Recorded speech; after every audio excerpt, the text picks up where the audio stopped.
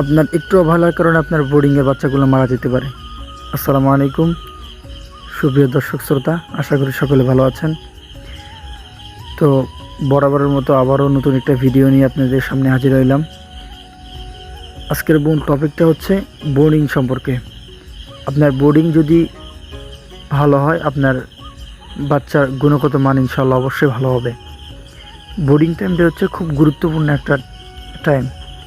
এই টাইমে আপনাকে সবসময় সব কিছু মেনটেন করে চলতে হবে।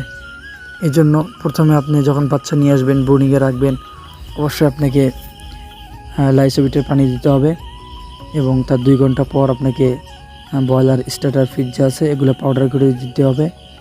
অবশ্যই এই জিনিসটা খেয়াল রাখবেন যে বাচ্চা একে অপরের গায়ের সঙ্গে যেন না লাগে, এরকম করে একটু সরাই ছিটে দেবেন আর কি।